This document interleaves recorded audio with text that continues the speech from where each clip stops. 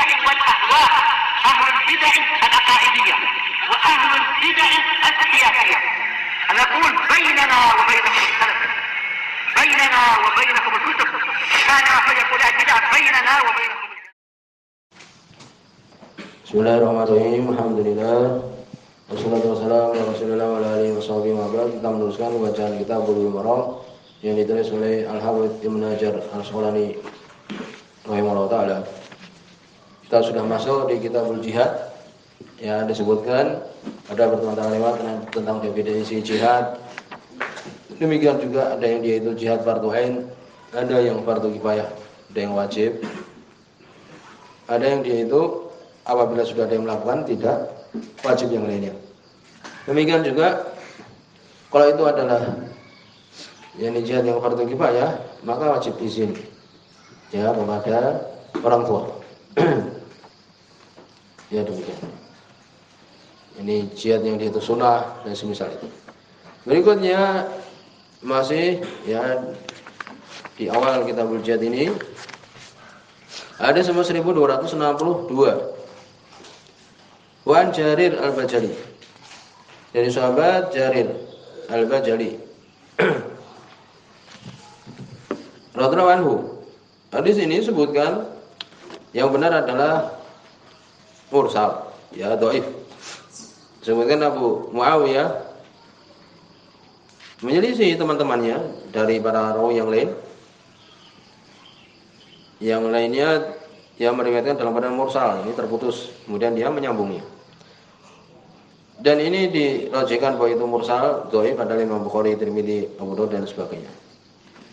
Qala beliau mengatakan, ini Jarir Al-Bajali radhiyallahu anhu, dhaif ya. Qala Rasulullah sallallahu alaihi wasallam, berkata Rasul sallallahu alaihi wasallam, ana bari'un min kulli muslim. Aku berlepas diri dari setiap muslim yuqimu bainal musyrikin, yang dia tinggal di antara orang-orang musyrik. Ini tidak hijrah. Ya, tinggal bersama dengan orang-orang musyrik, tidak hijrah. Itu hadis ini, dan hukum hijrah sendiri nanti akan bermacam-macam disebutkan. Rawi salasah diriwayatkan oleh yang tiga. Ya, disebutkan Abu Dawud, Tirmidzi. Ya, demikian. Demikian juga Imam Ahmad. Wa isnaduhu sahih, sanadnya sahih. Wa rajah al-Bukhari irsaluhu. Imam Bukhari merajikan itu adalah mursal, dan benar itu adalah mursal. Ya demikian. Kemudian ada sama 1263. Wa Ibnu Abbas, dari sahabat Abdullah bin Abbas radhiyallahu anhu, qala beliau mengatakan, qala Rasulullah sallallahu alaihi wasallam. Berkata Rasulullah sallallahu alaihi wasallam, ya di sini juga disebutkan tadi yang tadi hadis Jarir tadi sebagai Imam Nasa'i ya dan sebagainya. Ya dari Abdullah bin Abbas radhiyallahu anhu qala, beliau mengatakan, hadis Bukhari dan Muslim ini, qala Rasulullah, berkata Rasulullah sallallahu alaihi wasallam, la hijrata ba'dal fathi. Ini disebutkan juga dalam Riyadhus Shalihin, tidak ada hijrah setelah fath, al-fath. Ini Fathu Mekah. Ya demikian. Ini alif lam ya dhihni, maksudnya adalah Fathu Mekah. Tidak ada hijrah setelah Fathu Mekah, karena Mekah sudah menjadi negerinya kaum muslimin, sehingga tidak ada lagi hijrah. Dulu ketika masih dikuasai oleh orang-orang kafir Quraisy, maka orang-orang yang di Mekah pun hijrah, para sahabat. Demikian juga Nabi SAW ketika menjadi negeri kaum muslimin, maka apa? Tidak lagi hijrah, tidak ada hijrah lagi. Ya, ini ke Mekah setelah Fathu Mekah. Walakin jihadun wa niyah, akan tetapi jihad dan niat terus menerus masih ada. Ya demikian. Mutawan ada suara muslim. Ya ini untuk hijrah ke Mekah tidak ada lagi. Hijrah dari Mekah ke tempat yang lain tidak ada lagi. Ya demikian. Berikutnya ada sama 1264. Wa Nabi Musa al-Asy'ari, dari sahabat Abu Musa al-Asy'ari radhiyallahu anhu, ada Bukhari dan Muslim juga. Qala Rasulullah sallallahu alaihi wasallam, man qatala li takuna kalimatullah hiyal ulya fa huwa fi sabilillah. Barang siapa berperang agar kalimat Allah, yakni kalimat tauhid, dia menjadi tinggi, maka dia di jalan Allah Subhanahu wa taala. Ini menunjukkan pentingnya untuk niat ikhlas ketika apa? Ketika berperang, ketika hijrah juga. Ya, barang siapa hijrahnya itu untuk dunia, maka dia tidak mendapatkan pahala Allah Subhanahu wa taala, bahkan termasuk perbuatan syirik. Hadis muttafaqun alaih. Ini sengaja Ibnu Hajar menyebutkan di sini untuk apa? Untuk ikhlas ketika hijrah. Demikian juga berjihad. Berikutnya hadis nomor 1265. Hadis ini sebutkan dhaif, di situ ada Hasan bin Abdullah Ad-Damri majhul, tidak diketahui keadaannya. Tapi sebagai Imam Ahmad dengan sanad yang hasan, menguatkan hadis ini, sehingga hadis ini menjadi hasan. Dari Abdullah bin Sa'di, dari Abdullah Sa'di radhiyallahu anhu qala, beliau mengatakan qala Rasulullah sallallahu alaihi wasallam, berkata Rasulullah sallallahu alaihi wasallam, la tanqatul hijrah, tidak terputus hijrah itu maqutilal adu, selama diperangi musuh, selama masih ada peperangan, ya, menghadapi orang-orang kafir, selama ada jihad, maka tidak terputus hijrah tersebut. Ya demikian. Demikian juga lantang waktu ya taubatu hatta tatul asyam min maghribiha. Ya. Lantang waktu hijratu hatta tangqatu taubah wa la tangqatu taubatu hatta tatul asyam min maghribiha. Hijrah tidak terputus sampai ya terputusnya taubat, dan taubat tidak terputus sampai terbitnya matahari dari arah barat. Jadi ini tidak terputus hijrah itu selama masih ada peperangan menghadapi orang-orang kafir, musuh. Rawi Nasai, riwayat Imam Nasai wa Sahih Ibnu Hibban, Sahih Ibnu Hibban. Ibnu Hibban beliau mensikohkan ya, yakni mengambil hadis orang-orang yang majhul, ya demikian. Dengan beberapa syarat beliau. Maka di sini dijelaskan tentang masalah hijrah, yaitu intikal min daril kufur ila daril Islam, berpindah dari negeri kafir ke negeri kaum muslimin. Dan jelas hadis ini tadi bahwa tidak terputus hijrah terus menerus, ya ada sampai nanti hari kiamat. Kemudian keadaan hijrah disebutkan ada 3. Orang yang tidak bisa menegakkan agamanya, dia tinggal di negeri yang tidak bisa dia tegakkan agama. Sebagian tempat tidak boleh adzan, tidak boleh ini dan itu, ya menyembelih saja juga tidak boleh. Ya, seperti Prancis dan sebagainya, bahkan pakai jilbab pun tidak dilarang di sebagian tempat. Maka seperti ini wajib, ya. Jadi apabila dia tidak mampu untuk menegakkan agamanya, tidak bisa melaksanakan kewajibannya, dan dia mampu untuk hijrah, maka wajib. Ya, seperti yang Allah sebutkan dalam surat An-Nisa, innal ladzina tawaffahumul malaikah dzalimi anfusihim. Ya demikian. Kemudian yang kedua, apabila dia tidak mampu karena sakit ataupun harus tinggal di situ dipaksa, atau karena dia itu perempuan atau mungkin anak-anak, maka ini apa? Maka udzur, tidak mengapa. Sekali surat An-Nisa disebutkan ilal mustad'afin minar rijal wan nisa, kecuali orang-orang lemah, baik laki-laki ataupun perempuan ataupun anak kecil. Ya demikian. Jadi ada yang itu wajib, ada yang ini diberikan udzur tidak hijrah.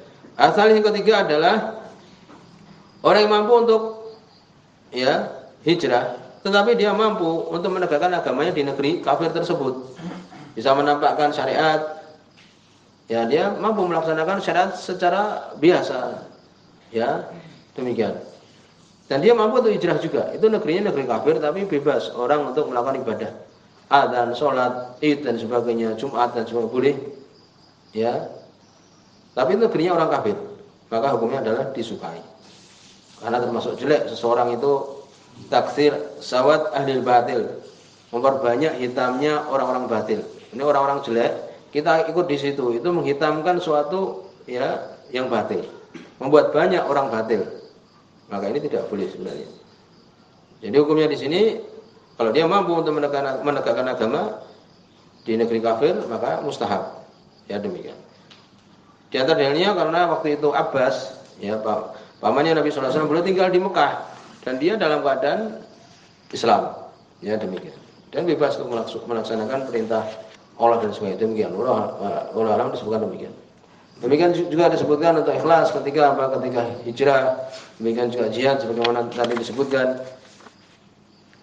Kemudian disebutkan tentang permasalahan apabila dia berjihad kemudian mendapatkan ghanimah.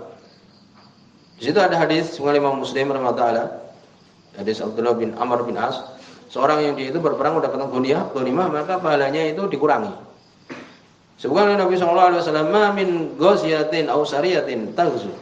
Tidaklah dari orang yang berperang, pasukan yang berperang, atau syariah, pasukan kecil yang berperang. Fatagnamu, watasnamu, kemudian dia mendapatkan ghanimah, rampasan perang, dan dalam keadaan selamat, ya sampai ke keluarganya atau semisal itu, illa kanu qad ta'ajjalu sulusai ujurihim, kecuali mereka telah disegerakan 2/3 pahala mereka. Jadi 2/3 pahalanya sudah disegerakan, itu upahnya sudah dapat, pahalanya dikurangi 2/3-nya. Ya demikian.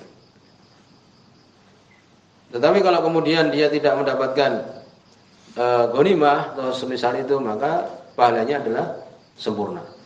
Itu disebutkan demikian. Kemudian berikutnya ada 1266. Selesai pembahasan masalah hijrah. Berikutnya yakni peperangan Nabi sallallahu alaihi wasallam.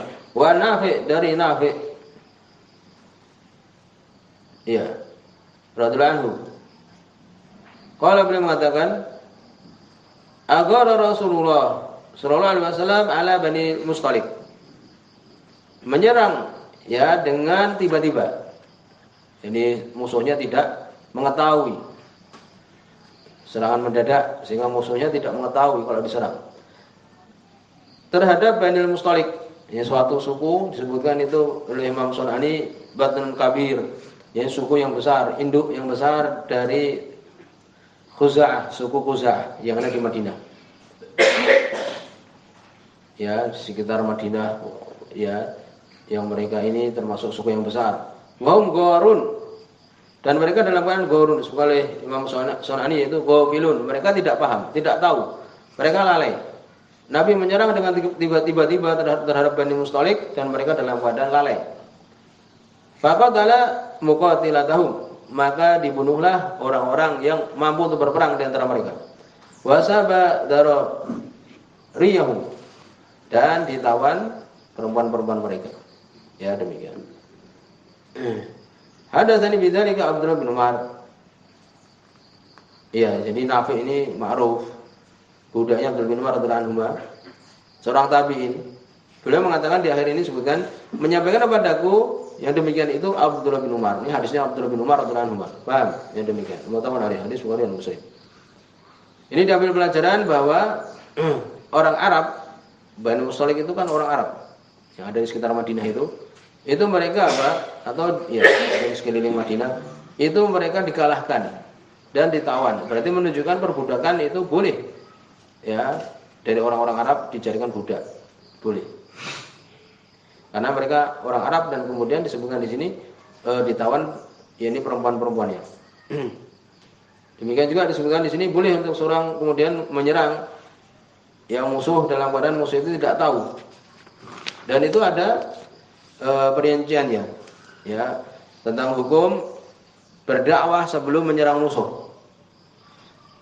Ada yang mengatakan wajib untuk diberikan peringatan, ada yang mengatakan tidak secara mutlak. Dan yang benar ulama alam yaitu apa? Apabila tidak sampai dakwah kepada mereka, wajib diperingatkan dulu, didakwahi dulu, tidak boleh langsung diserang. Ya, wa ma kunna mu'adzibin hatta nab'atsa rasula. Kami tidak menyiksa suatu kaum sampai kami utus kepada mereka itu rasul. Jadi harus disampaikan dulu dakwah. Ya demikian.